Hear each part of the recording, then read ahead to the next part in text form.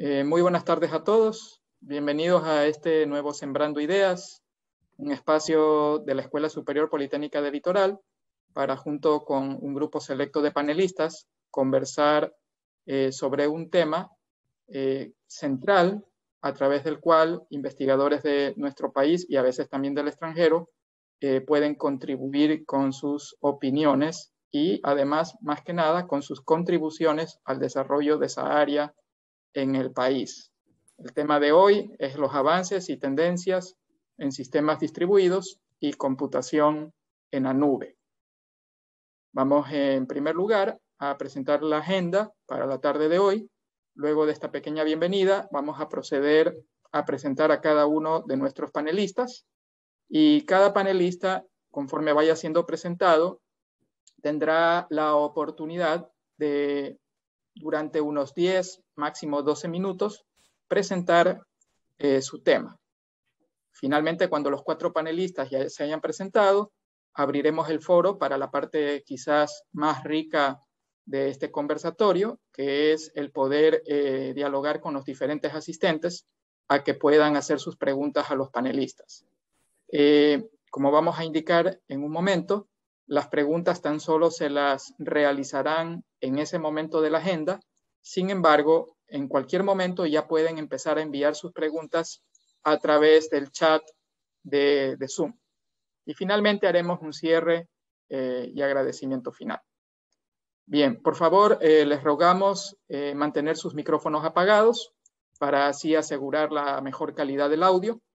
También, como mencioné hace un momento, las preguntas solo enviarlas por el chat del Zoom y que las cuales serán canalizadas ya al final de la agenda de hoy. Pero, sin embargo, las preguntas las pueden enviar tan pronto surjan en su cabeza. Recordar que las opiniones que se viertan en este conversatorio son de exclusiva responsabilidad de la persona que las emiten y no necesariamente representan, por lo tanto, la forma de pensar u opinar del SPOL. La primera panelista de la tarde de hoy es la doctora Cristina Batt, quien tiene un doctorado en Ciencias de Computación de la Universidad de Illinois en Urbana-Champaign, en donde se especializó justamente en el tema de sistemas distribuidos. Durante su posgrado, colaboró 3 años con el equipo de Hadoop en la compañía Yahoo, en el Research Park de la Universidad de Illinois. Actualmente ella dirige el laboratorio de investigación en sistemas distribuidos del SPOL, que se denomina DIESEL, y codirige el grupo de investigación en Big Data del SPOL y lidera proyectos de optimización de infraestructura para arquitecturas de Cloud Computing y Big Data. Ella ha recibido fondos de investigación de Google, de Microsoft y de AT&T, lo cual le ha permitido desarrollar algunos de sus proyectos, así como también ha recibido créditos para investigación en la nube de Amazon Web Services. Fue la primera ecuatoriana en haber recibido un reconocimiento para profesores por parte de la compañía Google, y de hecho lo ha recibido 2 veces, en el 2015 y en el 2017. Con ustedes, entonces, vamos a proceder a pasarle a la doctora Batt para que haga su presentación. Adelante, Cristina. Listo, muchas gracias, Carlos, por la presentación. Ya les voy a, en este momento, diapositivas. Ok, listo. Como yo empiezo este panel, se me ocurrió que era buena idea hablar un poco sobre qué es lo que se enseña actualmente en sistemas distribuidos, enlazándolo con los conceptos y aplicaciones prácticas reales que esto tienen en la industria. Y una razón por la cual a mí me interesa esto, como alguien que hace investigación en sistemas distribuidos y como alguien que enseña sistemas distribuidos, es por la experiencia que yo tengo en saber que realmente los tópicos de sistemas distribuidos están muy entrelazados entre sí. No es una materia que se puede enseñar fácilmente de manera lineal. Empiezo a enseñar un tópico y resulta que para entender bien ese tópico tengo que entender otro que viene más adelante, pero no lo puedo poner el otro primero porque ese otro depende de otro tópico y finalmente hay dependencias en múltiples sentidos. Entonces, como lo dijo Martin Van Steen, que es autor de uno de los libros más famosos sobre sistemas distribuidos, Él dijo, los sistemas distribuidos son como un plato de fideos, ya que todo está bastante entrelazado. Entonces, nosotros hicimos un estudio, con mi grupo de investigación, hicimos un estudio sobre qué es lo que está enseñándose en sistemas distribuidos a nivel mundial. Pero primero, antes de mostrarles un poquito sobre los resultados de nuestro estudio, les muestro para que tengan una idea de la diversidad de tópicos que se pueden cubrir en esta materia. Les muestro un poco cómo fueron evolucionando los tópicos de la materia de sistemas distribuidos y computación en la nube en SPOL. Cuando se le empezó a dictar en el 2004, era una materia electiva, optativa, no la tomaban todos los estudiantes. Y en esa época había mucho peso en los temas que tienen que ver con middlewares, especialmente con lo que tiene que ver con Remote Procedures Calls o llamadas a procedimientos remotos y lo que llamamos sistemas peer-to-peer. Eso es a nivel de conceptos, pero a nivel de tecnologías específicas se estudiaban tecnologías como Corva, Java RMI, .NET Remoting, Juxta, Gnutella, etc. Año a año el programa se ajusta, o sea, no tal vez el programa general, pero sí los subtópicos o tecnologías que cubrimos. Y para el 2009, por ejemplo, ya se habían aumentado tópicos nuevos como las redes de distribución de contenidos, algo que en esa época se llamaba Data Intensive Computing o computación intensiva de datos, que ahora lo llamamos Big Data, pero es lo mismo, y empezamos a enseñar también computación en la nube.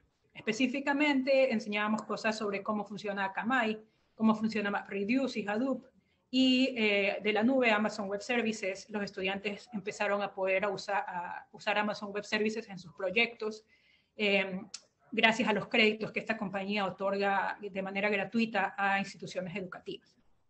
Por ejemplo, y así pues el contenido siguió evolucionando, ¿no? Para el 2014 ya se añadieron temas de, bueno, el Data Intensive Computing evolucionó en lo que ahora llamamos Big Data, empezamos a ver conceptos de tolerancia a fallos, middlewares escalables, o sea, los middlewares siempre se estudian, pero ya cómo hacer que estos middlewares, cómo hacer y usar middlewares que sean escalables para que mis aplicaciones distribuidas puedan ser escalables. También introdujimos conceptos de bases de datos NoSQL y de Internet of Things. A nivel de tecnologías, aquí estamos hablando de cosas como Apache Spark para lo que es procesamiento de grandes datos. Cuando tengo tolerancia a fallos, lo consigo con servicios replicados, y cuando tengo servicios replicados necesito tener balanceo de carga. Entonces ahí tenemos cosas como Nginx, por ejemplo, o HAProxy. En middlewares escalables tenemos RabbitMQ o RPCs ligeros como gRPC y Apache Thrift. En bases de datos NoSQL, DynamoDB, y para el tema de IoT y también middlewares y comunicación indirecta entre procesos, tenemos el llamado MQTT. Y para el 2020, en cambio, empezamos a añadir nuevas cosas alrededor del tema de microservicios y serverless computing o computación sin servidor. Esto es una solución en la nube que básicamente no me preocupo de saber en qué máquina corro algo. Y en bases de datos, en cambio, ya introdujimos unos nuevos tipo de base de datos que son las bases de datos NewSQL. A nivel de tecnologías, aquí estamos hablando para microservicios, estamos hablando de cosas como Docker, Kubernetes, Apache Kafka, que es un middleware de escalabilidad masiva, que lo puedo usar en sistemas de IoT o de Big Data o de microservicios, y AWS Lambda para lo que es serverless, y en bases de datos NewSQL, bases de datos modernas como Spanner de Google y CockroachDB, que es open source. Entonces, como ustedes ven, es un proceso de actualización constante. No es tanto que los tópicos viejos se dejan ver, sino que dejan de estudiar, sino que se los moderniza y se van introduciendo nuevos conceptos y enlazándolos con las tecnologías actualizadas. Entonces, como parte de este proceso, ¿no? Incorporamos tópicos en base a cómo vemos que evoluciona la industria, qué necesidades locales vemos. Generalmente invitamos a la materia de 1 a 3 conferencistas externos de la industria local que nos hablan de sus arquitecturas distribuidas, generalmente en la nube, pero arquitecturas distribuidas de sus sistemas, qué tipo de componentes usan, y entonces eso usamos para ajustar. Pero también una manera buena de calibrar los contenidos de uno es saber qué se está enseñando en otros lados, ¿no? Entonces teníamos esta pregunta: ¿qué se enseña en el mundo en sistemas distribuidos? Y bueno, para eso hicimos este estudio, que lo publicamos a inicios de este año en el simposio de la ACM, que es dedicado a la educación en ciencias de la computación. Y el paper, pues en el estudio nosotros lo que hicimos fue, bueno, primero recopilar y curar un dataset de programas de estudio actualizados de los últimos 2 años, que vengan de materias que tengan que ver principalmente con sistemas distribuidos y que provengan de programas top en Computer Science, como ranking nos basamos en el del Times Higher Education, pudo haber sido en otro, pero ese usamos. Como no todas las universidades tienen sus programas de estudio públicos, nosotros finalmente con este proceso logramos recopilar 51 programas de estudios actuales, referentes mundiales en la enseñanza de sistemas distribuidos, y analizamos varias cosas. Pero de esas cosas, la que es relevante a la charla de hoy, que era, les decía yo, quería hablar un poco sobre los tópicos. Hay mucha diversidad en lo que se enseña en estas materias, y entonces nosotros analizamos programa por programa y clasificamos los tópicos en grandes categorías. Y las que están aquí son las que encontramos aparecían en más de los programas, en la mayor cantidad de programas de estudio. Es decir, un 86% de los programas de estudios que estudiamos tenían una unidad en la que se estudia conceptos introductorios de caracterización y modelos de sistemas distribuidos. Ahí se hace la diferencia entre cliente-servidor y peer-to-peer. Se ve un poco, se entiende lo que es un middleware, etcétera. ¿No? Es una unidad introductoria y lógicamente va a aparecer en la mayoría de los programas. 82% de los programas hablan sobre coordinación y acuerdo, que es cuando tengo múltiples procesos en un sistema distribuido, múltiples componentes. A veces se tienen que poner de acuerdo en algo, como por ejemplo elegir al líder, y el líder va a ser el encargado de recibir las escrituras o de tomar alguna decisión. Entonces eso calza dentro de lo que llamamos coordinación y acuerdo. Replicación y cómo usar replicación para conseguir tolerancia a fallos es algo que se ve en el 80% de las materias. Entonces nosotros lo introdujimos en el 2014, este tópico, y vemos ahora retrospectivamente que hicimos bien, que es un tópico importante dentro de lo que es sistemas distribuidos. El tiempo físico y lógico y el ordenamiento de eventos en un sistema distribuido es un concepto que es muy importante para las bases de datos distribuidas. Una base de datos distribuida es... las tradicionales son centralizadas, hay un solo servidor y a veces tiene una réplica, un secundario, 1 o 2 secundarios, pero el único que interactúa es el primario, y el primario simplemente replica la información a los 1 o 2 secundarios. Una base de datos distribuida, en cambio, puede tener 3, 5, 20 nodos, 20 servidores, y cada uno de esos, todos vendrían a ser primarios, y los datos están particionados, y entonces se tienen que poner de acuerdo. Y tienen que, si es que están recibiendo transacciones simultáneamente, tienen que poderlas ordenar. Entonces ahí es donde viene el tema de tiempo y orden.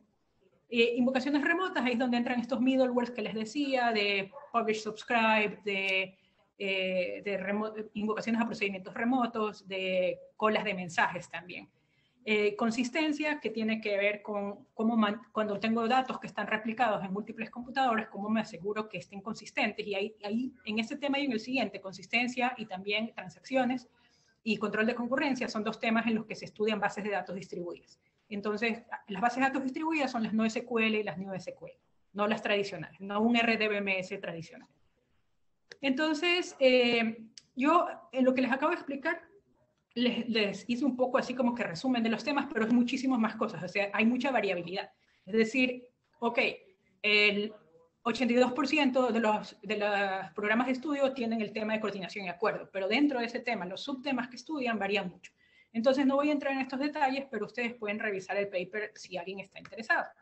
Yo más bien quería aprovechar el último par de minutos que me queda para indicarles que estos tópicos nosotros los vemos a nivel teórico, pero los enlazamos con ya conceptos prácticos, muchos de los cuales los estudiantes los ponen en uso en laboratorios, la materia tiene laboratorios, y también en proyecto final que tienen que hacer.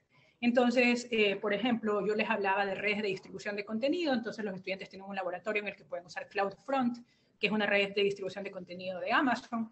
Les hablaba de serverless computing, entonces pueden usar AWS Lambda. Y también, no lo mencioné, pero estudiamos también sistemas de almacenamiento distribuido, entonces ellos pueden usar el sistema de almacenamiento distribuido S3 en la nube, y con esto pueden aprender a desarrollar aplicaciones serverless con buen rendimiento. También vemos otros ejemplos de otros dominios, no solamente aplicaciones web, por ejemplo, sino también, por ejemplo, aplicaciones IoT, en la que múltiples sensores pueden estar enviando información a gran velocidad, y esta tiene que ser ingestada en el sistema por algo como un broker, un middleware MQTT, y luego puede ser analizada con soluciones de Big Data. No tenemos, bueno, sí tenemos un laboratorio de Big Data, de hecho un laboratorio de Spark.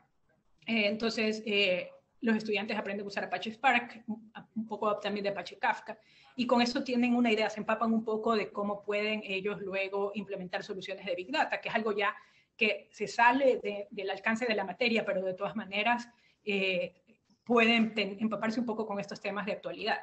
Les hablaba también de servicios replicados y balanceo de carga con Nginx, eso es algo que también se lo ve en muchos ejemplos. Y en el tema de microservicios, cosas como Docker y Kubernetes es algo que ellos tienen la oportunidad de utilizar en sus proyectos. Entonces, para terminar, para no pasarme del tiempo, el contenido en sistemas distribuidos evoluciona muy rápido. Muchos tópicos de los que vemos son súper teóricos, pero la mayoría tienen aplicación real directa. Y entonces nosotros hemos visto que una buena práctica para que el estudiante pueda asociar bien la teoría con la parte de la aplicación es incluir sesiones de laboratorio que complementan a la teoría, y también el proyecto final en el que ellos realmente logran obtener un aprendizaje profundo de la materia. Y estos conocimientos son importantísimos, tal vez no todas las carreras tienen esta materia, pero estos conocimientos son importantísimos si queremos que nuestros ingenieros luego sean capaces de desarrollar aplicaciones que sean elásticas, autoescalables, que sean tolerantes a fallos y de bajo costo de operación y mantenimiento. Más adelante, con gusto, contesto sus preguntas, pero también tomen nota de mi email por si me quieren contestar. Muchas gracias. Muchísimas gracias, Cristina. Vamos a continuar con nuestra sección de las presentaciones. A continuación tenemos a nuestro panelista, el doctor Walter Fuertes, quien es profesor investigador titular del Departamento de Ciencias de la Computación de la Universidad de las Fuerzas Armadas, ESPE. Es coordinador del Grupo de Investigación en Sistemas Distribuidos, Ciberseguridad y Contenido, RACLI, de la ESPE. Tiene una maestría en Informática con mención en Redes de la Escuela Politécnica Nacional en Quito, y una maestría en Docencia Universitaria de la ESPE, y su doctorado con honores es de Ingeniería Informática y de Telecomunicaciones en la Escuela Superior Politécnica de Informática de la Universidad Autónoma de Madrid, en España. Desde el 2006 ha participado activamente en alrededor de 15 proyectos de investigación enfocados en la aplicación de las tecnologías de virtualización y sistemas distribuidos, y ha sido ponente en congresos nacionales e internacionales y ha escrito en revistas nacionales e internacionales. Con ustedes, el doctor Walter Fuertes. Adelante, Walter.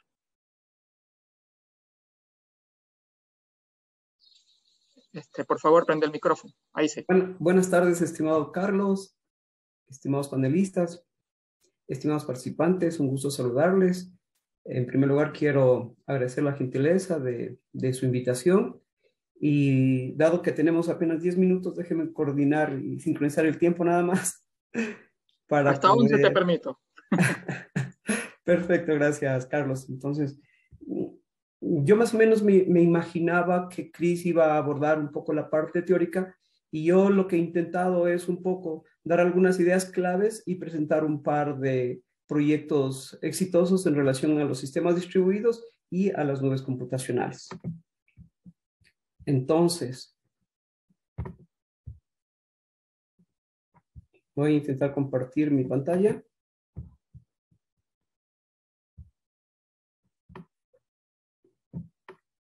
¿Me confirman que estoy compartiendo, por favor? Correcto, se la ve, pero ponle en modo presentación. Perfecto. Ahí, perfecto. Ahí sí está bien. Perfecto, entonces, tal como mencionaba Carlos, mi nombre es Walter Fuertes y soy profesor investigador de el Departamento de Ciencias de la Computación de la Universidad de las Fuerzas Armadas ESPE, antigua Escuela Politécnica del Ejército. Básicamente soy el coordinador del grupo de investigación en sistemas distribuidos. Así fue como nació hace 11 años en la universidad.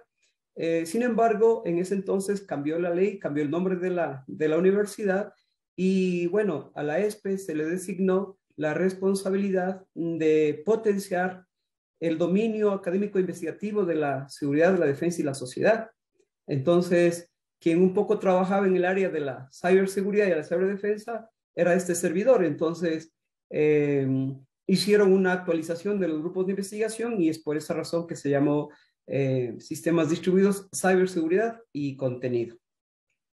Estoy a las órdenes siempre en la ESPE y obviamente que me da mucho gusto esta integración y esta forma de cómo la investigación científica permite unir a investigadores hermanos o investigadores de universidades hermanas e internacionales.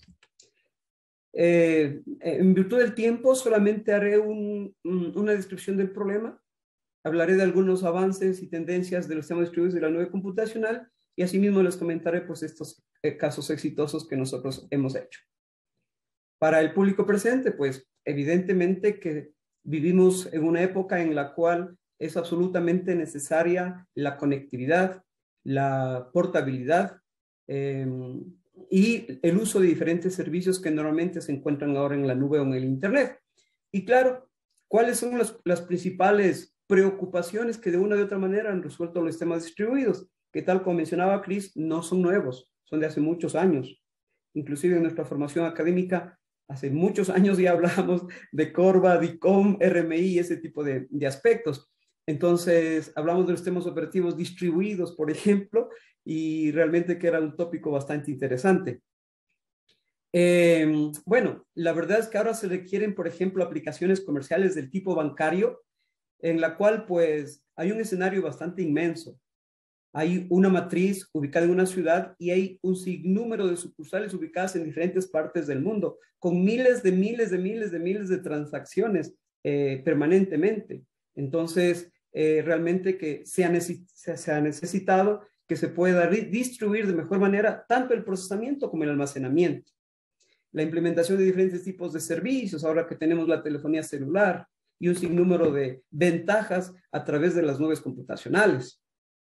El famoso contenido multimedia, que bueno, va aparte del video, aparte del sonido, pues ahora son realmente hasta sistemas de producción o factoriales que sean necesarios.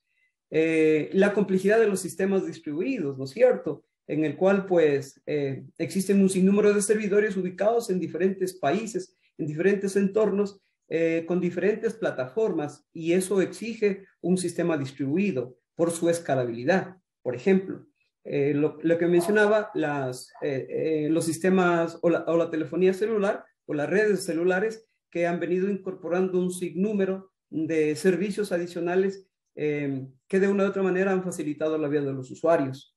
Y claro, todo lo que es la tecnología o las tecnologías emergentes como la tecnología pervasiva, que bueno, básicamente significaría para nosotros la omnipresencia, la posibilidad de tener el Internet en todas las cosas que necesitamos. Entonces, ese tipo de aspectos han exigido que la tecnología vaya desarrollando mejores soluciones en lo que son sistemas distribuidos, realmente que son nuestros y son absolutamente necesarios.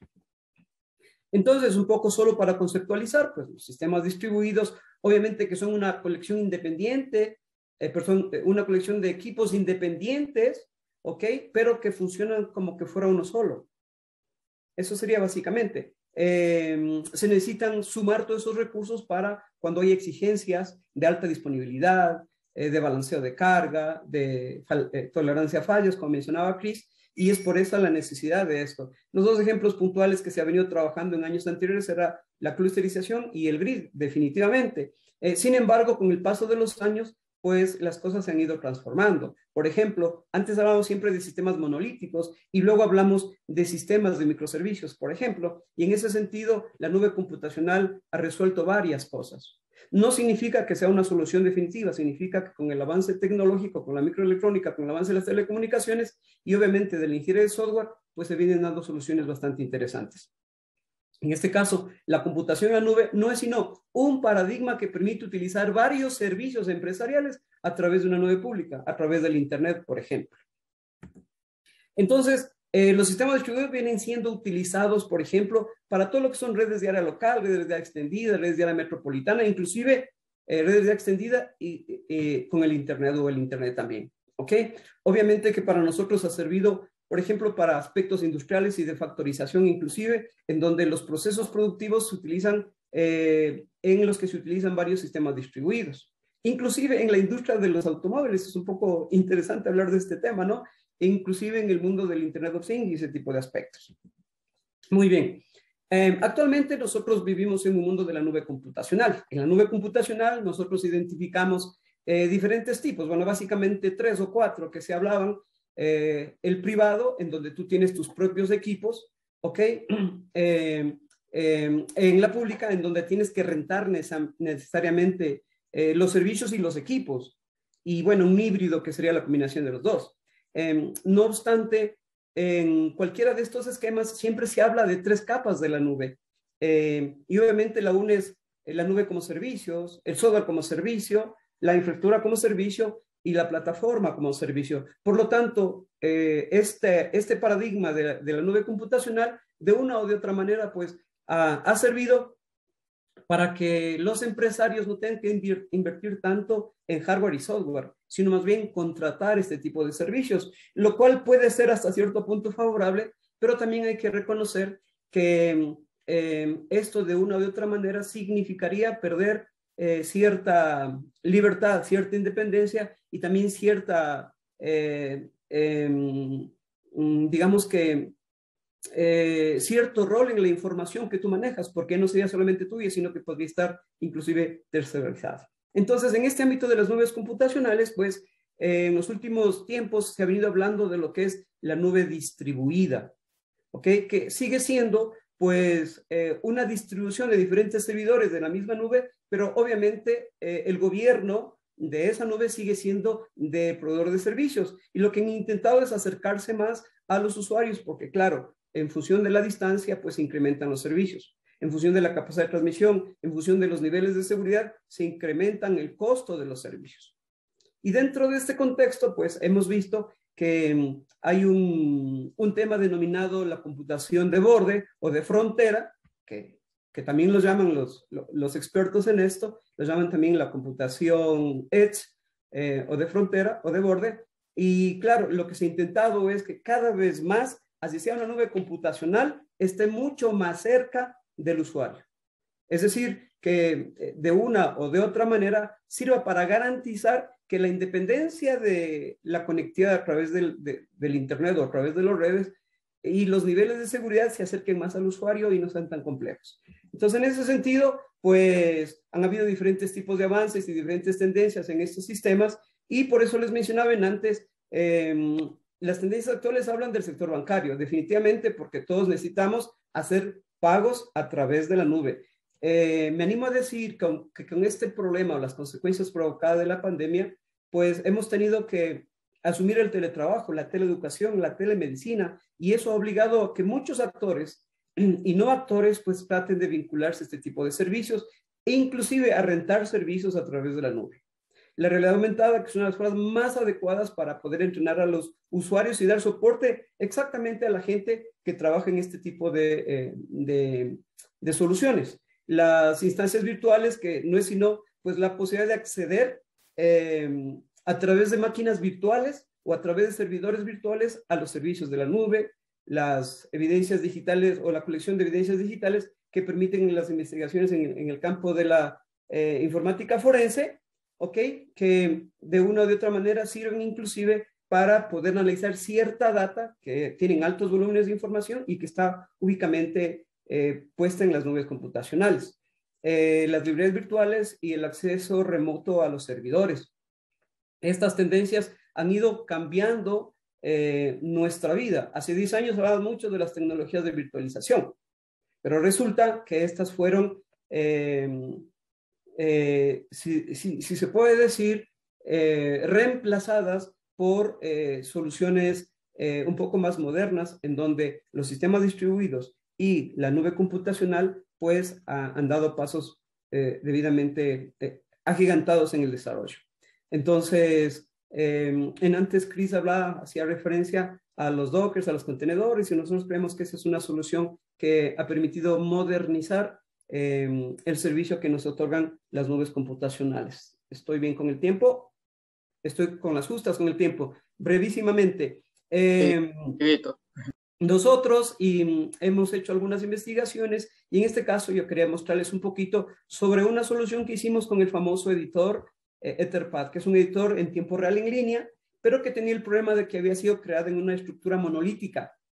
Nosotros intentamos pasarle a una estructura de microservicios utilizando Dockers. ¿Okay? Y luego lo primero que nos percatamos es que básicamente no tenía un sistema de gestión para poder tener un sinnúmero de usuarios que puedan utilizar este editor de texto colaborativo en tiempo real.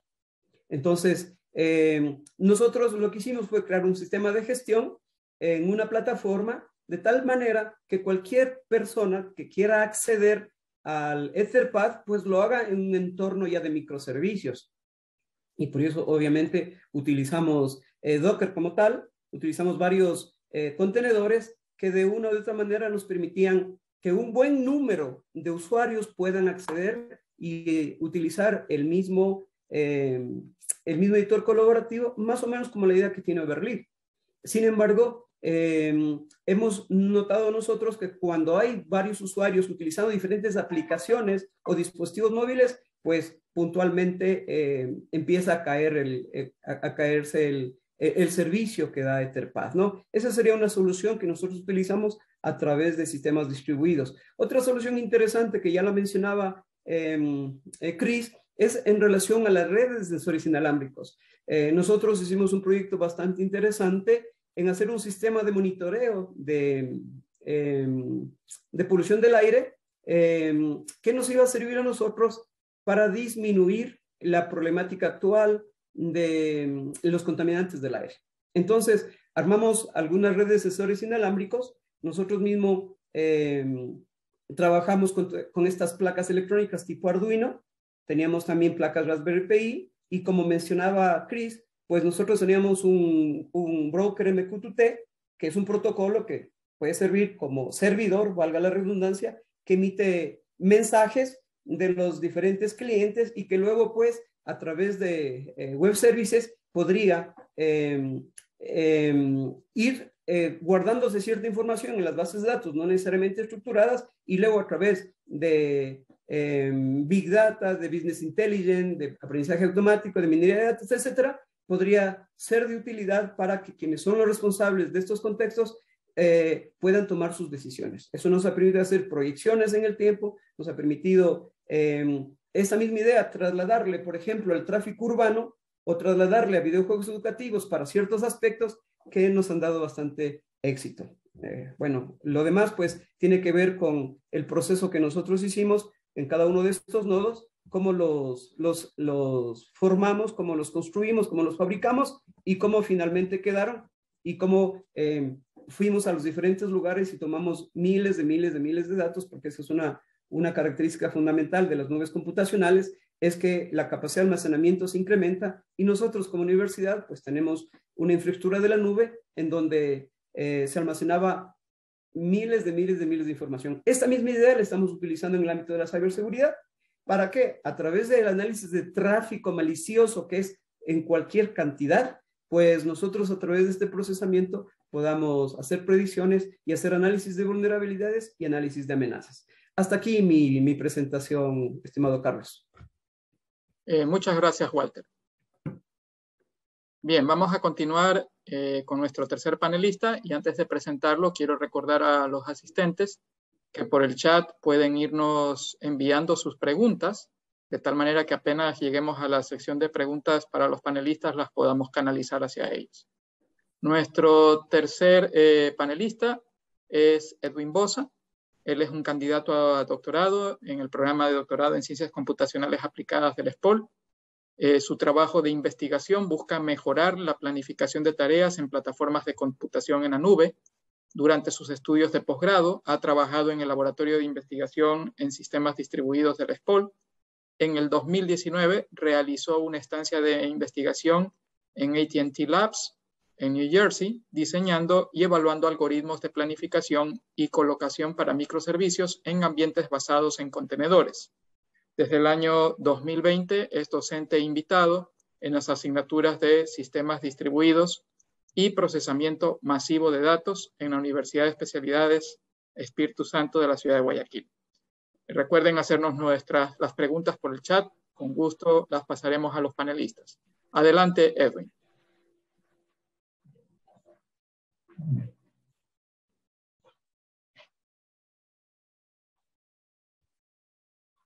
No, creo que está... Ya, ahí se ve bien. ¿Sí se ve bien? Sí. Ok. Gracias, Carlos, por la presentación. Gracias por la invitación también. Yo les voy a hablar un poco sobre cuáles son las opciones que tenemos para desplegar aplicaciones que se construyen para que sean nativas en la nube y que se desarrollan bajo un modelo especial que se llama, un modelo específico que se llama microservicios. El tema de los microservicios es básicamente una arquitectura de desarrollo de software en el cual nosotros buscamos, o los desarrolladores buscan, una aplicación, descomponerla en distintos módulos, ¿sí? Cada uno cumple una tarea completa, pero independiente de las demás, y entre todos los módulos se comunican para poder ofrecer la acción o el objetivo que el usuario final requiere, ¿verdad? Entonces, en lugar de tener, como antes, una sola aplicación en la cual estaba implementada toda la funcionalidad requerida por el usuario, ahora tenemos distintos módulos que hacen unas partecitas cada uno. ¿Okay? Este modelo es basado, quizás algunos recuerden, el modelo SOA, que es orientado a servicios, pero el modelo de microservicios es una evolución de SOA, y lo que busca es desligar aún más los componentes, los microservicios entre sí. Perdón. Entonces, en algún punto estos dos temas, tanto la nube como el desarrollo basado en microservicios, se unieron, se complementaron, ¿sí? En la actualidad es difícil realmente saber quién impulsa a quién. Las aplicaciones basadas en microservicios aprovechan mucha de la funcionalidad o de las características que tienen los servicios que se ofrecen en la nube, que funcionan como una especie de modelo basado en Lego, ¿no? Que nosotros cogemos distintos componentes y con eso vamos construyendo distintos bloquecitos, con eso vamos construyendo una aplicación completa, ¿sí? Pero asimismo, los servicios en la nube, a su vez, se retroalimentan de las necesidades de las aplicaciones basadas en microservicios para mejorar su rendimiento, para ofrecer nuevos servicios o para cambiar un poco la funcionalidad, ¿no? Hay ya una sinergia entre ambos temas, tanto la nube como esta arquitectura para desarrollar aplicaciones, ¿no? Entonces, esto que les acabo de comentar es lo que ocurre en la actualidad, ¿no? Lo que ocurre en la actualidad es cómo se desarrollan las aplicaciones, ¿sí? Es la tendencia normal. Ustedes cuando ven, por ejemplo, anuncios de trabajo, ven que se buscan ingenieros que puedan desarrollar aplicaciones que sean nativas en la nube, ¿no? Y entonces a eso se refieren a aplicaciones que estén descompuestas, ¿sí? Y que puedan hacer uso efectivo de los servicios y capacidades que nos ofrecen los distintos proveedores de las distintas nubes, ¿no? Que nosotros conocemos. ¿Sí? Las plataformas en la nube, como se ha mencionado en las charlas previas, ¿no? Nos ofrecen distintos servicios, ¿no? Realmente hay un catálogo muy amplio de todos los servicios que nosotros podemos utilizar, pero yo me voy a concentrar básicamente en lo que tiene que ver con los servicios de cómputo, que son los que nos permiten ejecutar realmente nuestra aplicación, aplicaciones que nosotros desarrollamos para cumplir nuestras actividades, ¿no? Básicamente la evolución va en 4 pasos, ¿no? Desde que comenzamos con las máquinas físicas, luego vinieron las máquinas virtuales, que creo que todos hemos trabajado en algún momento con una máquina virtual, y en la actualidad trabajamos bastante con lo que se llaman contenedores y funciones como servicios, o funciones serverless, ¿sí? La idea aquí es de que cada generación de estos servicios lo que va proveyendo es menor responsabilidad sobre el hardware, sobre la plataforma, sobre la que se ejecutan las aplicaciones, y eso nos permite que se pueda incrementar el foco en el desarrollo, en lo que es la lógica del negocio, ¿no? Entonces, de las 4 opciones de servicios de cómputo que nosotros tenemos en la actualidad en las diferentes en las diferentes nubes. ¿Sí? Probablemente las dos que son más viables o más efectivas para el despliegue de contenedores, perdón, de microservicios, son los contenedores y las funciones, ¿no? Y esto es debido a que estos dos servicios, estas dos formas de ofrecer servicios de computación en la nube, proveen una alta escalabilidad, ¿sí? Nos permiten que nosotros podamos instanciar fácilmente nuestras aplicaciones para atender requerimientos incrementales de los usuarios, ¿sí? En lugar de tener que comprar un hardware nuevo más grande o alquilar una computadora más grande, nosotros simplemente levantamos nuevas instancias de la misma aplicación, del mismo contenedor, o en el caso de los serverless, simplemente la función se va a levantar las veces que sea necesaria en base al evento que la llama, ¿no? Entonces, esta escalabilidad y esta eficiencia de costo, porque simplemente vamos a estar pagando aquello que realmente necesitamos, ¿sí? Es lo que las hace completamente viables para proveer aplicaciones que sean basadas en microservicios, ¿no?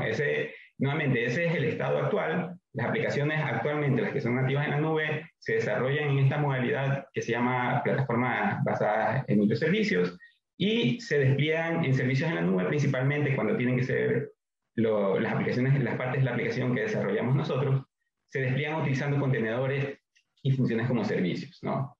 Ahora, desde mi punto de vista, yo creo que el paso siguiente, o lo que se viene a corto plazo, el mayor impacto que va a haber es este despliegue que ya estamos viendo de las redes 5G, ¿no? Nosotros sabemos que en el camino, o ya, de hecho, muchos proveedores ya están implementando la parte física de la infraestructura de 5G. En el caso de Ecuador falta poco, simplemente temas gubernamentales de licenciamiento del espacio radioeléctrico para que ellos puedan comenzar a operar, ¿no?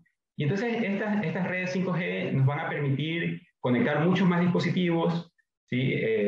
Vamos a conectar casi desde cualquier tipo de dispositivo, vamos a tener menores latencias y esto va a forzar que hayan nuevos tipos de aplicaciones, ¿no? Por ejemplo, yo creo que va a haber explosión en el tema de videojuegos, de realidad virtual, de realidad aumentada, ¿sí? Pero más allá de eso, la infraestructura de 5G también trae otras cosas, digamos que en la parte de atrás, ¿no? Es prácticamente un rediseño de toda la red de conexión, desde el dispositivo que se conecta a Internet hasta el gran data center en algún lugar en Internet, ¿sí? Y uno de los cambios, o una de las cosas que se está implementando bastante en esta red, es el uso de lo que ya mencionaba Walter, las redes Edge, ¿sí? Las redes Edge son básicamente poner una pequeña nube en cada uno de los puntos que van a haber, puntos de presencia de los proveedores, que van a ver en ese camino entre el dispositivo y los servicios en la nube, ¿no? Entonces, esas pequeñas capacidades de procesamiento van a estar a disposición de los usuarios, ¿no? Y son, digamos que estas plataformas de contenedores y servicios y funciones como servicios son ideales para aprovechar esta capacidad, esta capacidad de computación en los puntos de la red Edge, ¿no? Porque como es una capacidad limitada, no es como un gran data center, sino que es menos, entonces hay que compartir esa misma capacidad entre distintos usuarios y distintas aplicaciones, ¿sí? Y entonces eso es lo que permite que estas dos plataformas, tanto contenedores como serverless, y quizás algo nuevo que aparezca pronto, permitan aprovechar, darle bastante uso, ¿no? Ahora, ¿cuál es el problema? El problema es que ambas plataformas, tanto los contenedores como las funciones como servicios, como las plataformas serverless en general, tienen problemas de latencia inicial, ¿sí? Como son plataformas dinámicas que nos permiten que nosotros estemos levantando nuestras aplicaciones en base a la necesidad, ¿sí? Al momento en que nosotros solicitamos, por ejemplo, que se instancie una de nuestras aplicaciones, se tiene que crear el contenedor, se tiene que instalar las dependencias, ¿sí? Todo eso. Y aunque realmente es un proceso bastante rápido en la actualidad, de menos de un segundo, menos de 5 segundos, ¿sí? El desafío ahorita es igualar esos tiempos, esas latencias, a las latencias que nos va a proveer la red 5G, ¿no? La red 5G va a proveer latencias muchísimo más bajas, entonces las aplicaciones también tienen que proveer esa misma latencia, esos mismos niveles de latencia, esos mismos tiempos de respuesta, de tal manera que se pueda aprovechar completamente la plataforma de comunicación aplicación que nos está proveyendo 5G, ¿no? Entonces, aquí es donde yo considero que se presenta, nosotros en general consideramos que se presentan las oportunidades de investigación y desarrollo desde el ámbito de sistemas distribuidos, ¿no? Y es algo en lo que nosotros hemos estado trabajando en los últimos años, ¿sí? Básicamente enfocados en mejorar la latencia de este tipo de plataformas. En el caso de los contenedores, para poner un par de ejemplos, nosotros hemos estado trabajando en medir cuál es el impacto del nivel de uso del CPU cuando se levanta un contenedor o un microservicio basado en contenedor, ¿sí? Y ya viendo que realmente había un impacto que hacía que la latencia se incremente, lo que nosotros propusimos es un sistema que va a estar siempre monitoreando el rendimiento de la aplicación en general que está basada en contenedores, y cuando ese rendimiento se vaya decrementando, ¿no? Cuando haya alguna afectación, entonces a tomar alguna acción, ya sea escalar la aplicación o moverla a un host que tenga menos recursos utilizados, ¿no?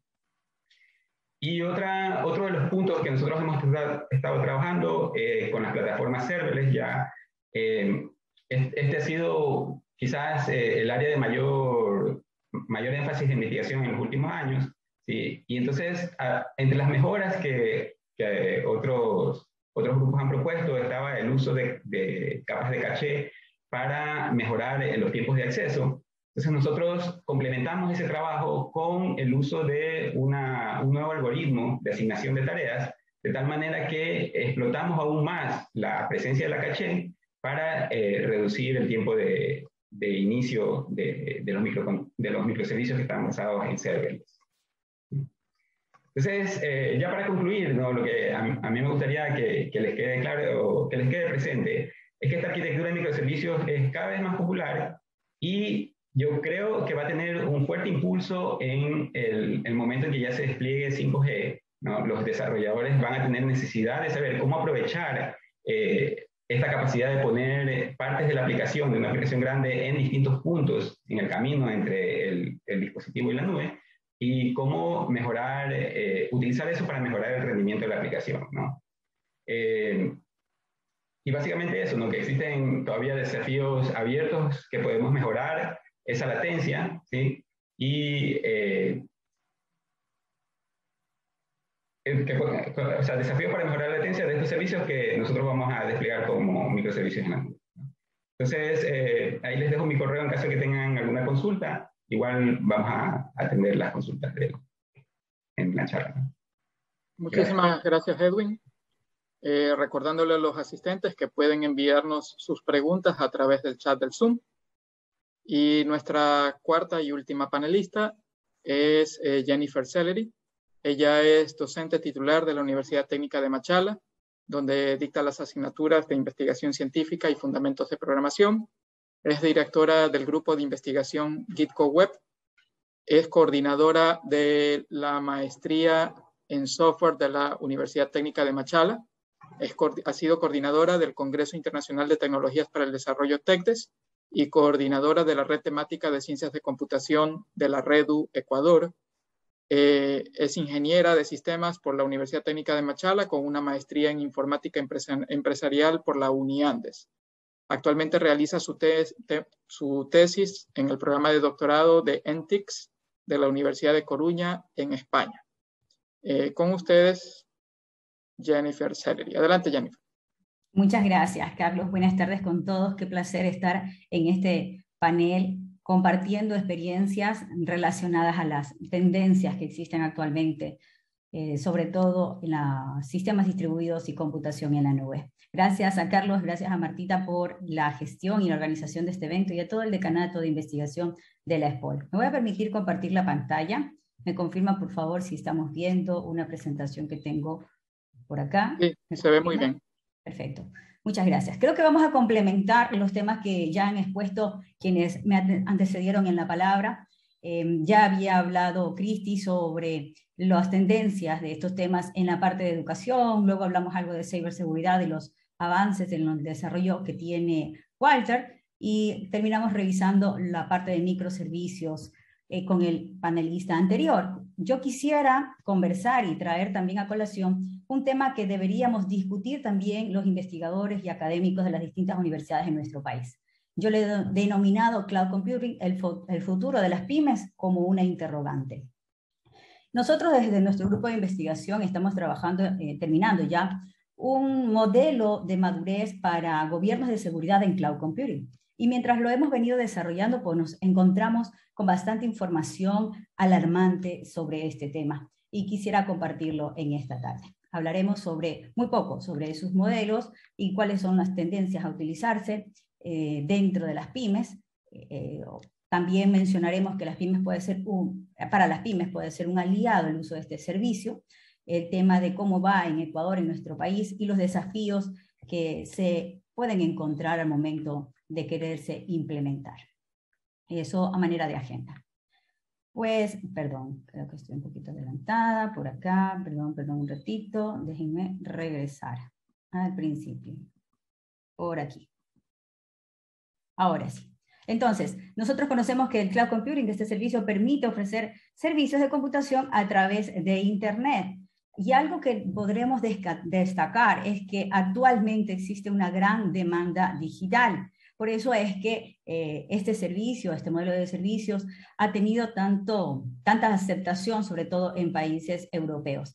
Según la fuente telefónica, más de 4.400 millones de teléfonos móviles existen, es decir, el 60% de la población mundial tiene acceso a este dispositivo. Más de 3.700 millones de usuarios están conectados a Internet y más de 2.590 millones de smartphones ya existen en el mundo. Un dato bastante real y que debemos también mencionar, más del 90% de los usuarios tienen su dispositivo móvil a 1 metro de distancia, como lo tengo yo ahora, 24 horas los 7 días a la semana. Algo de por qué entonces deberíamos adoptar este servicio, pues justamente porque al obtener o al querer tener tecnología de punta, necesitamos también tener valor financiero que algunas empresas no pueden costear. Entonces, este servicio permite que esa tecnología se pueda adquirir sin asumir grandes inversiones de sumas de dinero. Se paga solamente lo que se necesita. Esa sería una gran razón por qué deberíamos adoptar. Existe dentro de sus modelos de negocio, pues, como ya lo mencionaron en exposiciones anteriores, sus modelos de servicio, infraestructura como servicio, plataforma como servicio, software como servicio. ¿Cómo lo están utilizando actualmente? El 70% de las empresas lo usan para almacenamiento, cloud computing, el 62% para respaldo y recuperación de información y el 51% para implementación de aplicaciones. La fuente es la revista Cloud. Dentro de sus modelos de despliegue, como lo mencionaba anteriormente el compañero, pues existe una gran variedad, pero sin embargo siempre mantenemos las básicas, la nube privada, la nube pública, la comunitaria y la híbrida. ¿Cuáles son los beneficios que presta entonces este servicio a las empresas? Acelera el lanzamiento de nuevas aplicaciones, rompe fronteras y expande los negocios, promueve la participación de los clientes, impulsa a los empleados, optimiza procesos, cuenta con capacidad de almacenamiento ilimitada y respeta al medio ambiente. Creo que son grandes beneficios que debemos tomar en cuenta a manera de introducción. Entonces podríamos decir que el cloud computing es un aliado. La adopción de este servicio es un aliado que puede suponer mejoras para la economía, sobre todo de las pymes, de las pequeñas y medianas empresas, que es justamente a lo que nosotros en nuestro grupo de investigación nos enfocamos de manera más específica. ¿Qué tan importante entonces es para las pymes? Las pymes pueden competir con la infraestructura tecnológica y el software de las grandes empresas. Así ellas se verán beneficiadas con la tecnología que el proveedor les pueda dedicar, haciendo de su negocio la parte más importante y dejando de lado las preocupaciones del ámbito tecnológico. Pero también la nube puede ser especialmente importante para esas pequeñas empresas que tienen problemas económicos y que están ubicados en regiones muy remotas, rurales, y se pueda aprovechar esos mercados en esas regiones más pujantes de nuestro país. ¿Cuál sería entonces el reto? Uno de los nuevos retos de este servicio es que pueda permitir ser el motor de progreso en los servicios tecnológicos para las pequeñas y medianas empresas, gracias a que el mercado principal estratégico puede ser el mercado internacional. Hacemos que a través de este servicio pues las pequeñas empresas puedan lanzar sus productos a nivel internacional, a nivel mundial. ¿Por qué hablamos de las pymes? ¿Por qué hablamos del cloud computing en las pymes? Porque este tipo de empresas suelen ser las que más existen. En España, por ejemplo, el 95.7% de los negocios son pequeñas y medianas empresas. Y el 92.1% de las empresas en toda la Unión Europea corresponden a esta categoría de pequeñas y medianas empresas. Entonces, es por eso que deberíamos tomar en consideración cómo ayudarlos, cómo motivar a que estas empresas adquieran este tipo de servicios. ¿Qué es lo que pasa en nuestro país? La micro, pequeña, mediana o grande empresa, que es lo que tiene distribuido en nuestro país, dentro de ellos, el 30.8% corresponde a las pequeñas empresas y el 12.6% a la mediana empresa. Entonces, el 43.4%, cerca de la mitad de todas las empresas en nuestro país, están dentro de esa categoría, pequeña y mediana, a la que deberíamos apoyar y motivar a que puedan utilizar este tipo de servicios. Les traigo un par de ejemplos. Por ejemplo, uno de los más claros que se dio en nuestro país dentro de sus avances tecnológicos en el ámbito de la digitalización y el uso de este servicio fue cuando se implementaron las facturas electrónicas y actualmente también las firmas digitales, las firmas electrónicas. El proyecto piloto que se realizó hace unos años atrás de facturas electrónicas se emitió 373.039 en todo el país. Microsoft, Intel, Incomex, Epson, Huawei apoyaron a Practices en el lanzamiento de la herramienta FE, que se encarga de emitir esas facturas digitales de forma inmediata. Luego, pues, otras empresas más también lo pudieron hacer. Pero fue, yo creo que un hito muy importante en el que ya nuestro país empezó a digitalizarse, ya nuestro país de manera masiva empezó a utilizar este tipo de servicio y me da mucha gratificación saber que cuando voy a ciertos locales, pues ya todos aparecen con sus facturas electrónicas. Eso ayuda, repito, dentro de sus beneficios, también a apoyar al medio ambiente. Otro ejemplo, por ejemplo, en nuestra provincia, en El Oro, de donde soy yo, el 59.7% de las personas que vivimos acá usamos Internet y el 43.7% para obtener información y trabajo. Según una encuesta que nosotros realizamos también, el 65.1% de las empresas registradas en nuestra provincia aún no han migrado a los servicios del cloud computing. Según las personas encuestadas, la principal razón de que no lo han hecho es porque desconocen sus beneficios, algo que llama bastante la atención. Otro ejemplo, pues, que actualmente las empresas más grandes y exitosas usan esta tecnología y es una de las mejores opciones que existen para las pymes, porque permite aumentar sus ventas a través del marketing móvil, algo que vimos ahora en pandemia, pues que se impulsó de manera bastante acelerada por la necesidad de las ventas. Quien más vendía hasta en sus estados de WhatsApp, de manera online, pues esto también influye en la economía de esas pequeñas microempresas. Hablemos un poco de los desafíos. La IDC, la Corporación Internacional de Datos, prevé que los servicios públicos en la nube a nivel global aumentarán anualmente en un 19.4%. De esas empresas, el 41% ya está planificando aumentar la inversión en los servicios de cloud. El 51% corresponden a las grandes y medianas empresas y el 35% a las pequeñas empresas. Entonces nos podemos dar cuenta de cómo las empresas ya se están dando cuenta de que es necesario invertir en este tipo de servicios, en este tipo de tecnología. Entonces, voy a darle acá, por favor. Hablemos un poco de los problemas que existen. Entre las empresas que aún no deciden migrar a este modelo de servicio, a este modelo de negocio, el 64.8% considera que la seguridad es el mayor problema. Por esa razón es que no desean migrar a la nube, por la seguridad muy poca que oferta este servicio. ¿Qué se preguntan ellos? ¿Perdería el control de mis datos? ¿Estaría sujeto a la seguridad que el proveedor me pueda brindar y perdería la autonomía y el gobierno de seguridad de la empresa? ¿Se pierde la gestión de los recursos tecnológicos? ¿Sigo siendo yo el dueño de la información? ¿Cómo se realizaría la identificación y el control de acceso a los recursos?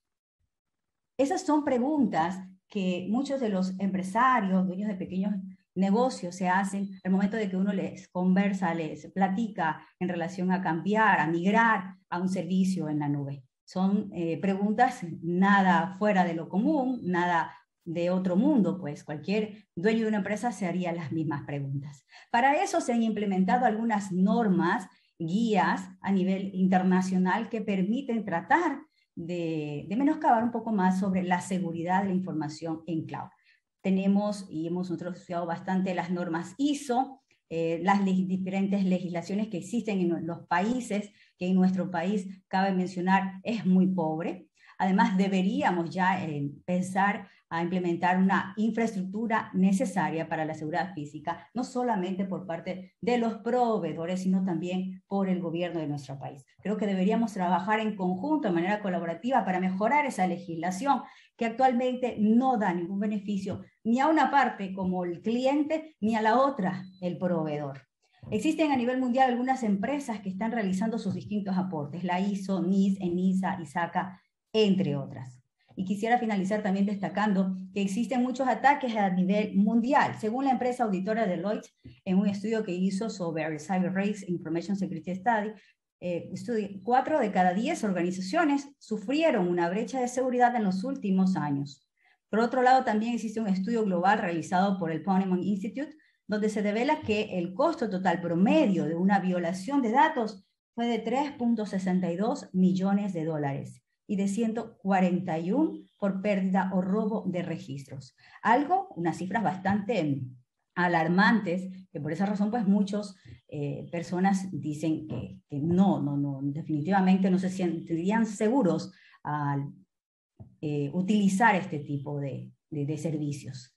Pero hablemos un poquito sobre gobernanza y gobierno. Con esto culmino, Carlos. Los directivos de las empresas deben ser quienes consideren a la computación en la nube como un proyecto de TI, no solo como un proyecto de TI, sino como una estrategia tecnológica de negocio. La seguridad no es solo enfocarse en adquirir esos sistemas de seguridad que ya conocemos, los firewalls, IPS, DS, etcétera, sino que tener en cuenta que ya no solamente necesitamos hardware y software para que la empresa sea segura, sino que también deberíamos tomar en consideración los marcos normativos, las responsabilidades, asignación de roles.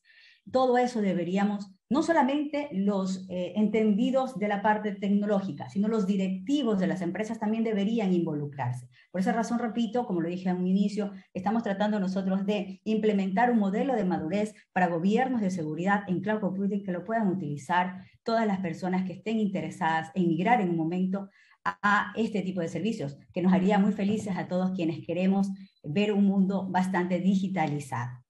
Dejo en pantalla mis contactos.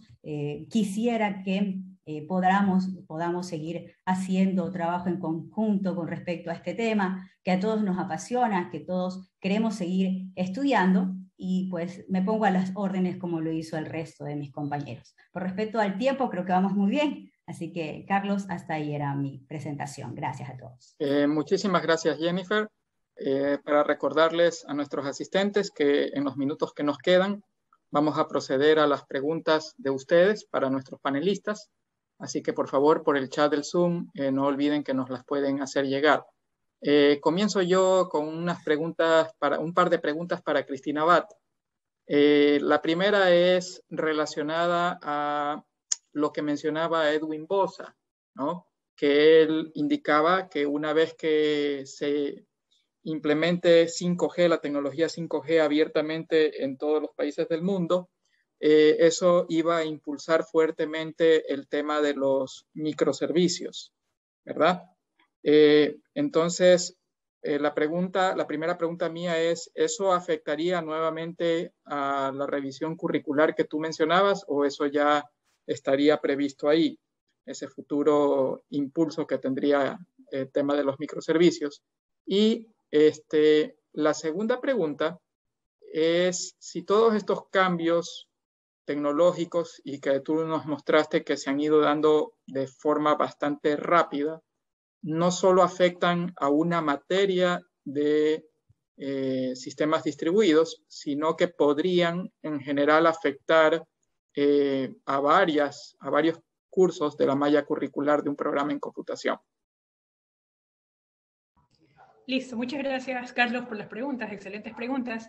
La primera sobre el tema de Edge Computing, o sea, 5G con microservicios, y para eso necesitamos que exista Edge Computing. nosotros el tema de que hacia allá vamos con Edge Computing sí lo mencionamos. En la materia se le dedica una subunidad pequeña, bastante pequeña, la verdad, a hablar de esto. Para ya, por ejemplo, incorporar en un futuro laboratorios de eso, necesitaríamos ya que haya despliegue de Edge Computing en Ecuador. En el mundo esto se va a dar muy rápido, ¿verdad? Pero en Ecuador no es solamente tener el 5G, sino luego los proveedores. Hay soluciones que uno puede hacer cuando no tiene el proveedor, y es lo que se llama fog computing, que es que uno pone sus dispositivos, los Raspberry Pis, y delega los microservicios ahí. Pero el chiste del Edge Computing es que sea fácil, que yo no administre la plataforma. Los proveedores más grandes de Edge Computing en el mundo son Amazon con Lambda Edge, y no tienen presencia en Ecuador, y Cloudflare con los Cloudflare Workers, que tampoco tienen presencia en Ecuador. Una alternativa que hay mucho en otros países también es proveedores que sean las telefónicas locales. Pero hay que ver si lo hacen rápido, y si lo hacen rápido con modelos de pagos que sean flexibles, similares a los que nos dan los proveedores públicos en la nube, porque eso es lo que hace que la adopción sea fácil. Si yo ya tengo que invertir en un contrato fuerte, anual, con Claro, o con también las de telecomunicaciones, o sea, también con las de proveedores de Internet, que es otra alternativa, si no son lo suficientemente ágiles, eso inhibiría bastante adopción. Entonces toca ver cómo se desenvuelve localmente ese tema. Y sobre lo que afecta a otras materias, bueno, obviamente uno como siempre se mantiene actualizado, uno puede ver avances en muchas ramas. En arquitectura de computadores hay avances interesantísimos en la actualidad, pero hay otras materias que la verdad es que son súper estables los contenidos. Yo he dictado sistemas operativos también por muchísimos años, y no es que no haya avances en sistemas operativos, sí hay, pero son mucho más lentos. O sea, virtualización es algo que sí se puede incluir en sistemas operativos, contenedores también, pero no es al ritmo que avanza, por ejemplo, en sistemas distribuidos. Inclusive las dos conferencias top en sistemas operativos, que es la Usenix OSDI y la de la ACM SOSP, las dos, si uno ve los papers que publican, tienen dos o tres papers de sistemas operativos en el año, y el resto son de sistemas distribuidos. Entonces, esa es una materia mucho más estable. Pero entrelazada con sistemas distribuidos está networking y redes de computadoras, ¿verdad? Y esa también tiene bastantes avances. Por ejemplo, algo que va a revolucionar en networking el desarrollo de aplicaciones y la latencia de las aplicaciones es QUIC, QUIC, que es un protocolo, lo que va a reemplazar HTTP3, en lugar de estar sobre TCP, ya va a dejar de estar sobre TCP, porque TCP es demasiado lento, y va a estar sobre QUIC, que está sobre UDP. Entonces, ese es un cambio radical, por ejemplo. Y el tema 5G también, eso es algo que se debe incorporar en una materia de redes. Entonces, sí hay otras materias similares. Arquitectura de microservicios topa sistemas, ingeniería de software, ¿verdad? Entonces, sí, efectivamente hay, pero el ritmo no es necesariamente el mismo. Hay unas muy estables, como algoritmos. Eso sí es una cosa súper estable. Sí hay cosas nuevas, pero no hay que enseñarlas porque son súper avanzadas. Y hay otras que avanzan rapidísimo, como sistemas distribuidos. Muchísimas gracias, Cristina. Una pregunta para Walter Fuertes. Tú presentabas en tus diapositivas una serie de negocios que han requerido o que se han generado. No me quedó tan claro si es que han generado ellos las necesidades para el tema de sistemas distribuidos, o más bien se han dado a partir del desarrollo de los sistemas distribuidos. Y justamente por ahí va mi pregunta. ¿Cómo se da esa relación normalmente entre los negocios y el tema de sistemas distribuidos y computación en la nube? ¿Son los negocios los que normalmente impulsan las necesidades, o más bien se van desarrollando nuevas formas de hacer negocios y nuevos negocios a partir de esas necesidades, ¿no? Claro está de que, tal como tú y también Jennifer lo han mostrado, es necesario que en general la mayoría de los negocios vayan adoptando estas tecnologías, pero ¿de qué manera normalmente es la más natural en la que se dan estos desarrollos?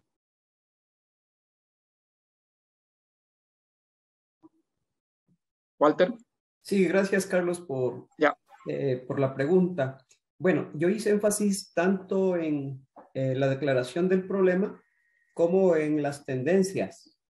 En la declaración del problema decía que con el paso de los años, con la evolución de la microelectrónica, las telecomunicaciones, pues los servicios que requieren los usuarios tienen mayor complejidad. Y en ese sentido, pues, yo hablaba que de una o de otra manera eso ha impulsado el desarrollo tanto de los sistemas distribuidos como de la nube computacional. Es como cuando decimos la internacionalización de la investigación o la internalización basada en la investigación. Entonces, yo creo que de una o de otra forma la investigación, el desarrollo tecnológico y la innovación pues han permitido que se puedan desarrollar soluciones reales, actuales, modernas, y que la una podría ser consecuencia de la otra. Mientras más exigencias tienen los usuarios, pues la innovación tecnológica ha permitido proveerles de mejores servicios, de mejores aplicaciones. Y obviamente eso ha exigido también que la infraestructura tecnológica, física y humana, pues vaya en ese contexto. Antes decíamos que hace 20 años se daban sistemas operativos distribuidos. En realidad, así es como se llamaban las asignaturas y se trabaja todo en ambientes de Unix. Y era tan complicado hacer algoritmos distribuidos que ahora pues vienen un sinnúmero de APIs que son mucho más fácil hacerles escalables y poderles presentar a los estudiantes para que ellos puedan hacer sus propias soluciones. Entonces yo creo que la una va de la otra, va de la mano de la otra. Mientras mayores necesidades existen y mayor es el avance tecnológico, pues ese matrimonio necesario ha permitido que la tecnología vaya desarrollándose y que los usuarios se sientan con mejores servicios. Si hablamos solo de la telefonía celular, por ejemplo, cuando hablamos de 1G, 2G, pues nosotros de 0G, nosotros solo teníamos mensajes de texto. Y si ahora hablamos de 4G, 4G LTE o 5G, pues vemos que las cosas son bastante diferentes. Tenemos un sinnúmero de servicios tipo Web 2.0, Web 3.0, que en realidad han otorgado mejores soluciones. Todo el mundo somos dependientes del smartphone, todo el mundo. Y hemos notado que hay un sinnúmero de servicios que forman parte de nuestro día a día. Como decía Jennifer, estamos 24 horas con el smartphone. Y la tendencia orienta, tal como le mencionaba Edwin, a que se piense ahora en soluciones tipo Smart Cities, Smart Universities, Smart Factories. Y eso se ha venido dando en función de la necesidad de los usuarios y del avance vertiginoso de la tecnología, de la investigación, el desarrollo y la innovación. Muchas gracias, Walter. Una pregunta para Edwin Bosa. En relación al tema de microservicios y contenedores. ¿Están todas las aplicaciones actualmente listas como para poder ir hacia microservicios y contenedores?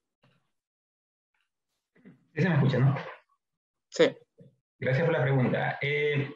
No es que una aplicación esté lista para ir a microservicios, no. Una aplicación tiene que ser diseñada para que haga uso de esta arquitectura, de este método de desarrollo. Aquí hay dos maneras de verlo, o dos puntos de partida, ¿no?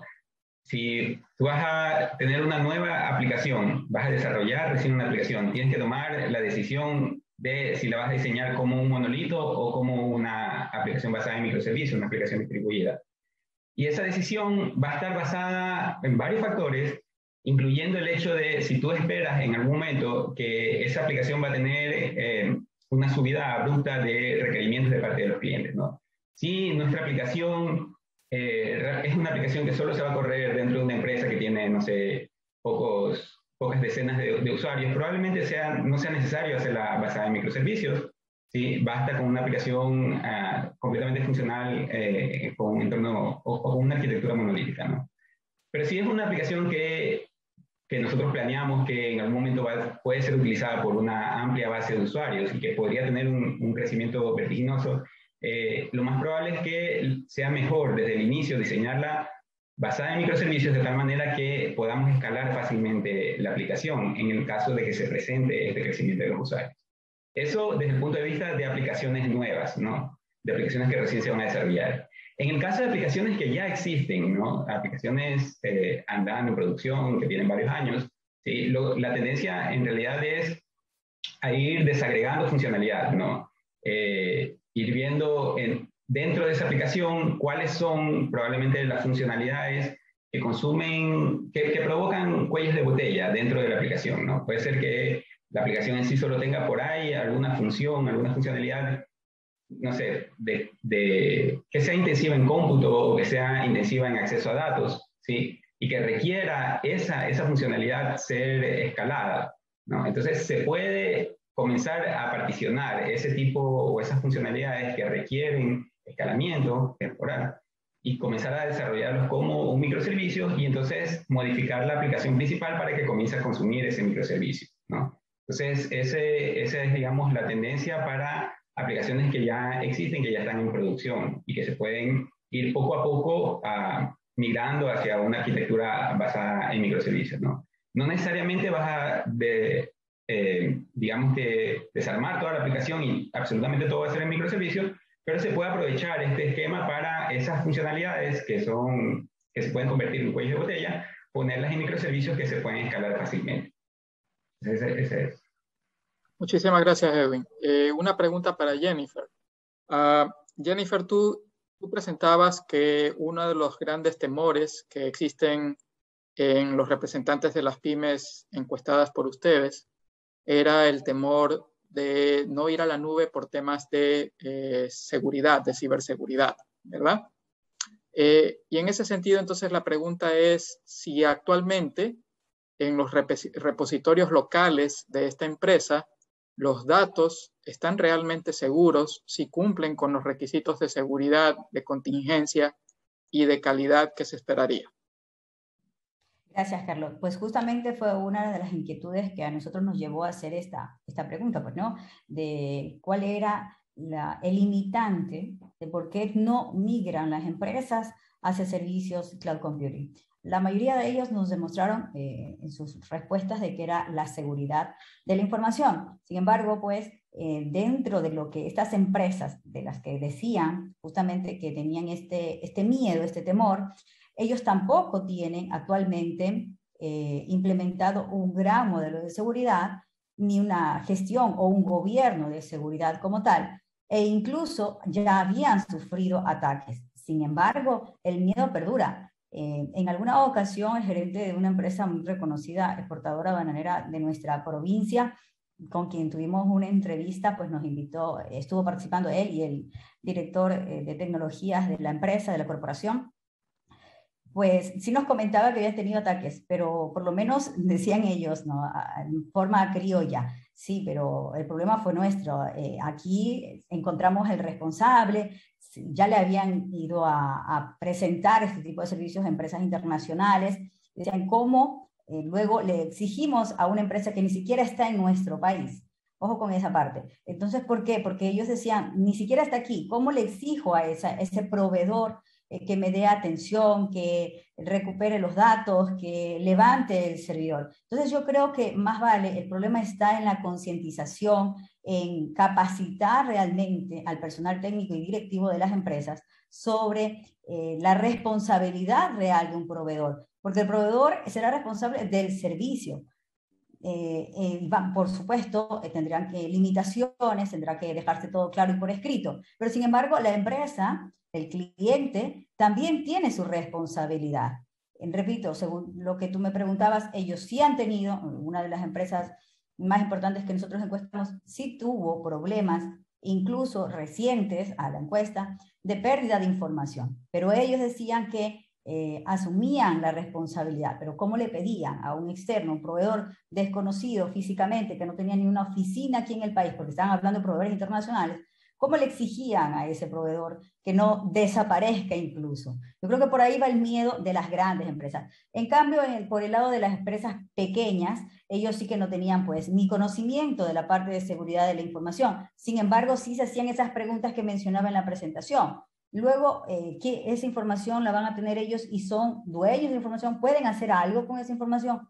¿Qué está regulado en nuestro país como para que el proveedor no haga nada con esa información? Eran esas dudas que, repito, puede ser simplemente por el hecho de que no estamos llegando a ellos, no se está capacitando, creo que falta una buena campaña, incluso de tener proveedores locales, nacionales, que den más servicios en la nube, para que así también ellos se encuentren un poco más reforzados en la parte de seguridad e incluso pierdan un poco ese miedo. Eso te podía comentar, Carlos. Clarísimo, Jennifer. Muchas gracias.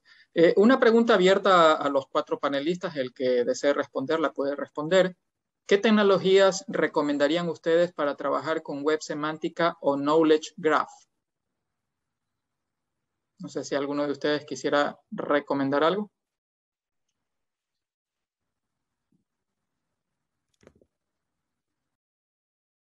Mientras lo piensan, voy también a realizar otra pregunta.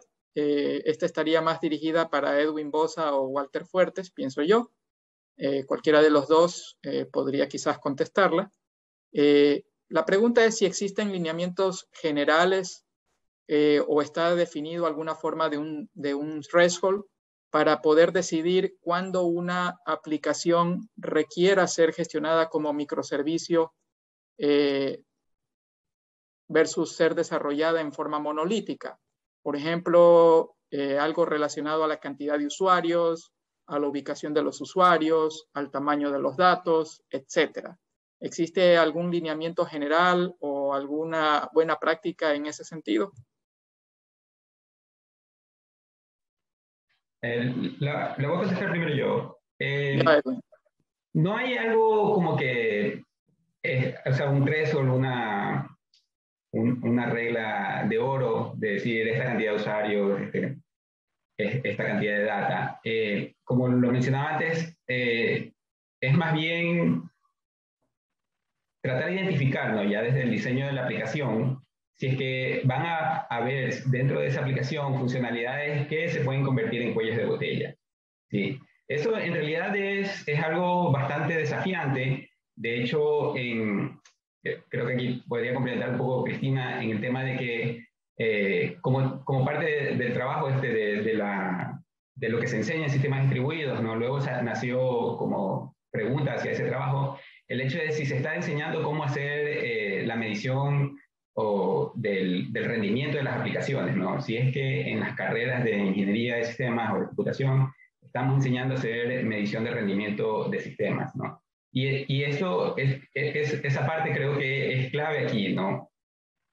Porque por un lado, conocer cómo es el rendimiento del sistema, conocer cómo el rendimiento del sistema se afecta en los distintos tipos de sistemas, cómo están diseñados, eso ayuda a tomar esta decisión, que es una decisión un tanto ingenieril, de si la aplicación puede ser un monolito o puede ser separada, ¿no? Entonces, yo creo que la respuesta o la recomendación en general ahí es precisamente eso, tratar de identificar qué funcionalidad, qué módulos de esa aplicación podrían ser un cuello de botella. Son cuellos de botella a aplicaciones o módulos o funcionalidad que requieren bastante procesamiento o que requieren acceder a datos, ¿no? Y entonces los datos de pronto están lejanos y va a tardar, y entonces eso va a hacer que se retrasen otras respuestas y otras partes de la aplicación, ¿sí? Pero nuevamente, para tomar ese tipo de decisiones es bueno también conocer cómo se ve afectado el rendimiento de las aplicaciones precisamente por las decisiones de diseño de esas herramientas, ¿no? Listo, Edwin. Muchas gracias. Si me permites complementar, Carlos. Claro, Walter. Adelante. Sí, muchas gracias. Igual coincido con Edwin de que no existe básicamente una norma que esté establecida para orientar sus esfuerzos a una solución monolítica o una solución de microservicios, pero debemos comprender que los microservicios son soluciones tecnológicas modernas y que de una u otra manera, pues ya ni siquiera deberíamos migrar lo monolítico a lo de microservicios, sino más bien orientar las aplicaciones a soluciones de microservicios. Y como mencionaba Edwin con claridad, es importante que identifiquemos el tipo de data, el número de usuarios, la complejidad algorítmica que se necesita, la capacidad de transmisión, el rendimiento, el performance de los sistemas computacionales y obviamente la distribución de sus funciones, la cohesión y el acoplamiento necesario para esto. Entonces, más bien la recomendación sería que pensemos en microservicios como solución y ya no en monolítico y peor en la migración de monolítico a microservicios. Gracias, Carlos. Muchísimas gracias, muy claro, Walter. Bien. Carlos, yo quisiera ¿sí? acotar rapidito lo que contestaron, Sí. está perfecto. Si la aplicación ya existe y uno quiere pensar a futuro, o sea, si ya existe y uno quiere pensar, debería estar ahorita planificando migrar a microservicios, pues, se puede hacer pruebas de estrés. Con pruebas de estrés, yo puedo ver la aplicación a futuro, cuánto más va a seguir me va a seguir soportando la carga que yo pueda crecer. Y entonces, si yo veo que con la carga que yo espero tener en un año, ya no me va a jalar, ya ahorita ya debería estar viendo cómo lo soluciono. Muchísimas gracias, Cristina. Bien, vamos a dar paso a nuestras dos últimas preguntas. Siguen llegando, pero el tiempo se nos va acabando, así que con dos preguntas más cerramos. La primera nuevamente iría orientada a cualquiera de nuestros panelistas, así que el que quiera contestar la contesta. Y la pregunta es la siguiente. ¿La arquitectura serverless se puede usar únicamente en dispositivos de hardware de arquitectura homogéneas, por ejemplo, solo CPUs?